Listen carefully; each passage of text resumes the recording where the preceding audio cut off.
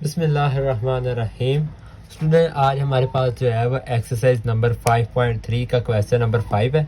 ठीक है, इसमें आपने करना ये है कि इसमें आपने मैक्सिमाइज़ करना है। जिस तरह आपने फर्स्ट 3 क्वेश्चन जो आपने किए हैं उसमें भी आपने मैक्सिमाइज़ किया है, तो इस क्वेश्चन में भी आपने मैक्सिमाइज़ ही करना है।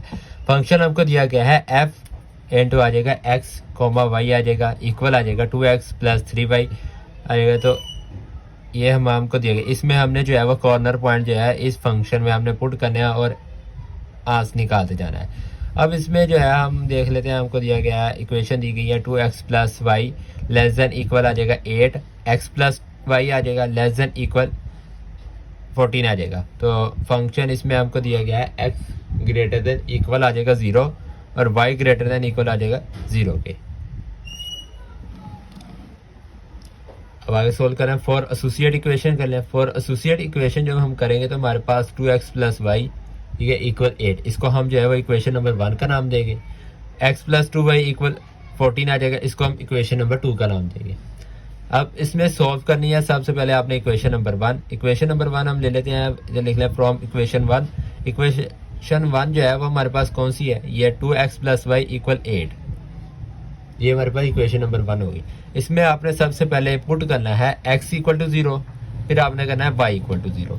अब इसमें सबसे पहले आप पुट कर लें x इक्वल टू 0। जब हमने इसमें x इक्वल टू 0 पुट किया है तो यहाँ पर हमारे पास आ जाएगी y इक्वल टू 8। ठीक है, यहाँ पर जब हमने x को 0 के इक्वल रखा तो ये 0 हो जाएगा ना, तो यहाँ पर हमारे पास ये दो वैल्यू बच जाएगी, तो हमारे पास y की वैल्यू आ जाएगी 8 आ जाएगी। x को हमने 0 के इक्वल पुट कर लिया, अब y को इक्वल 0 रखेंगे। जब हमने y को इक्वल 0 रखा है तो यहाँ पर y हमारे पास 0 हो जाएगा, तो 2x इक्वल 8 आ जाएगा, x इक्वल टू 4 आ जाएगा हमारे पास, कि ये 2 इसके नीचे जाए डिवाइड हो जाए, ये इसके साथ कैंसिल हो जाएगा, x इक्वल टू 4 आ जाएगा। इक्वेशन नंबर 1 में हमने x की वैल्यू भी निकाल ली है और y की वैल्यू भी निकाल ली है। अब इक्वेशन नंबर 2 सॉल्व करेंगे। इक्वेशन नंबर 2 हमारे पास है x प्लस 2y इक्वल 14। अब इसमें भी आपने सेम वही करना है जो आपने इक्वेशन नंबर 1 में किया। सबसे पहले आपने x इक्वल टू 0 पुट कर लेना है, यहाँ पर हम कर लेंगे पुट x इक्वल टू 0, तो 2y आ जाएगा इक्वल 14 आ जाएगा, y इक्वल टू 7 आ जाएगा। ठीक है, ये 2 इसके नीचे जाके डिवाइड होगा, जब इसको हम 14 के साथ कैंसिल करेंगे तो y की वैल्यू हमारे पास कितनी 7 आ जाएगी।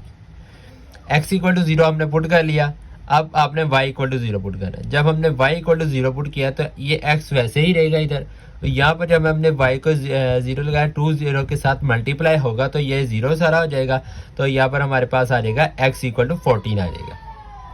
ये हमने जो है वो दूसरी, अब आपने x इक्वेशन नंबर 1 में x और y की वैल्यू जो है वो आपने निकाली है। अब आप इसको चेक करेंगे, शेडिंग ग्राफ बनाएंगे, शेडिंग करेंगे। शेडिंग के लिए सबसे पहले आप इसको चेक कर लें। चेक करेंगे, दोनों इक्वेशन लिखिए 2x plus Y less than equal आ जाएगा 8, और ये जब हमने x और y की जगह हमने 0 रखा है तो ये आ जाएगा हमारे पास 0 आ जाएगा, लेस देन 8 आ जाएगा, तो ये वैल्यू हमारे पास क्या आ जाएगी, ट्रू हो जाएगी। हम लिख लेंगे इक्वेशन नंबर 2 लिखेंगे इधर, x प्लस 2y आ जाएगा लेस देन इक्वल 14 आ जाएगा, x और y की जगह 0 रखा है तो ये भी वैल्यू हमारे पास क्या आ जाएगी, ट्रू आ जाएगी। अब इधर ग्राफ ड्रा कर लें। ग्राफ ड्रा करने के लिए आपने सबसे पहले x एक्सिस और y एक्सिस ड्रा कर लेना है। ठीक है, जब हमने x एक्सिस और y एक्सिस ड्रा कर लिया, सबसे पहले आप इक्वेशन नंबर 1 देख लें। इक्वेशन नंबर 1 का ग्राफ हमारे पास है, इक्वेशन नंबर 1 में हमारे पास y जो है वो 8 है और x हमारे पास जो है वो 4 है, ये हमने इधर लिख लिया।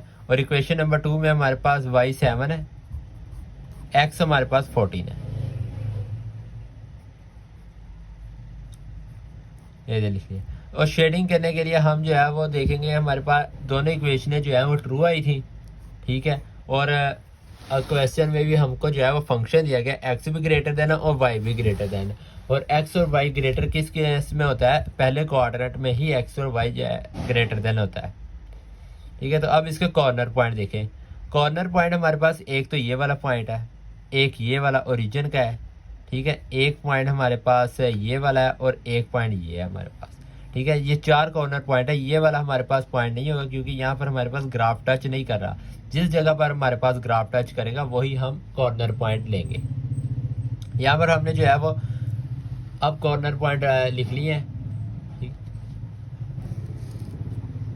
ठीक है। और ओरिजिन का लिख लिया हमने 0 0, और ए हमने 4 0 लिख लिया, बी हमने ये 0 7 लिख लिया, और सी हमारे पास है एक्स वाई है। अब इसको आगे सॉल्व करने पहले हमने एक्स और वाई की वैल्यू निकाली है। ठीक है, सबसे पहले आप लिख लें फ्रॉम इक्वेशन नंबर 1।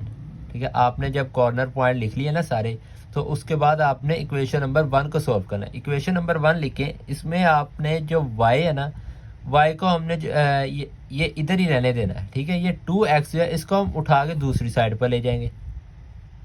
ठीक है ना, कॉर्नर पॉइंट निकालने के बाद आपने इक्वेशन नंबर 1 को सॉल्व करना है।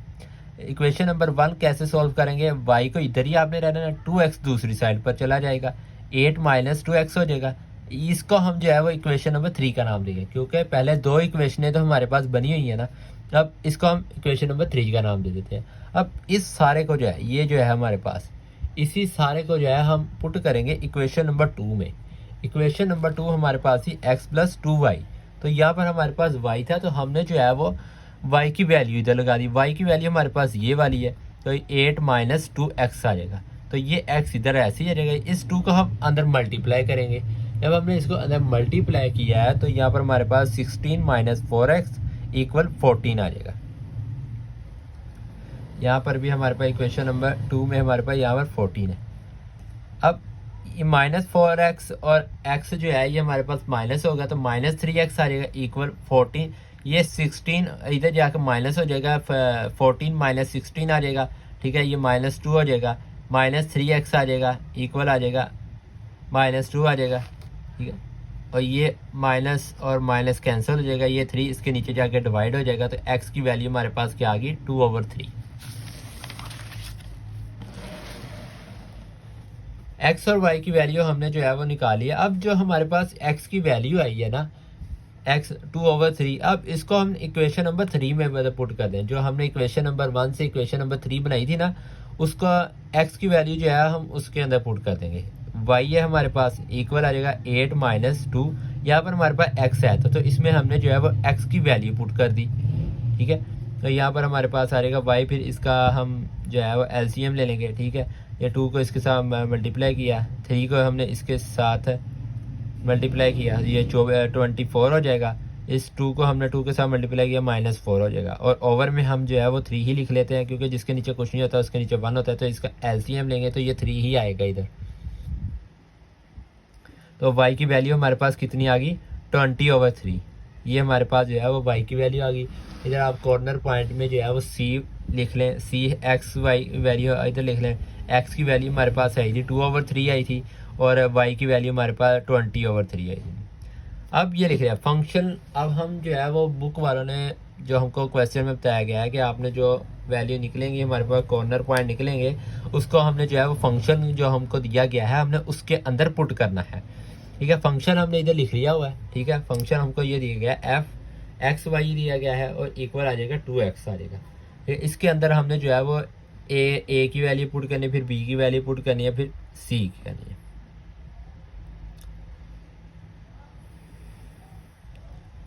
और यहाँ पर आपने कर लेना है, पहले हम a लिख लेते हैं। a हमारे पास है 40। ठीक है, ये 4 हमारे पास x है, ये y है, तो x हमारे पास यहाँ पर 2x था, तो x की जगह जो है हमने 4 लगा दिया। ठीक है, +0 हो जाएगा, यहाँ पर हमारे पास 8 आ जाएगा। ये हमारे पास आंसर आ गया। अब b लिख लेंगे। b हमारे पास कॉर्नर पॉइंट में क्या था, 0 7, ये x है, ये y है, तो यहाँ पर हमने 0 लगा लिया, +3 y की जगह हमने 7 लगा दिया, तो इसका 21 आंसर आ जाएगा। अब c लिख लें। c के हमारे पास वैल्यू आई थी 2/3 और 20/3, इसको हमने x और y की जगह लगाएंगे। ये x है और ये y है। ठीक है, यहाँ पर हमने इसको 2/3 को x की जगह लगाया, और 20/3 को हमने y की जगह लगा दिया। इक्वल लगाएंगे हमने, इस 2 को हमने इसके साथ मल्टीप्लाई किया, 4 आ जाएगा। इस 3 को हमने 2 को 2 के साथ मल्टीप्लाई करेंगे, 4 आएगा। और जब हमने इस 3 को 20 के साथ जब मल्टीप्लाई किया, तो यहाँ पर हमारे पास 60 आ जाएगा। ओवर में हम 3 लिख लेंगे। इसको जब हमने जमा किया है 4 और 16 को, तो यहाँ पर हमारे पास 64 आ जाएगा। ओवर में हम 3 लगाएंगे। जब हम इसको कैंसिल करेंगे, हमारे पास 21 0.9 आ जाएगा। तो इसमें हमने देखना है मैक्सिमम पॉइंट कौन सा है, यानी कि मैक्सिमम पॉइंट वो पॉइंट जो सबसे बड़ा होगा पॉइंट इनमें। तो सबसे बड़ा पॉइंट हमारे पास सी है, तो हम इधर नीचे सबसे लास्ट में इधर लिख दें आप 2/3 20/3 लिख लें, ठीक है, इज़ मैक्सिमम पॉइंट। तो यही हमारा इसका आंसर होगा।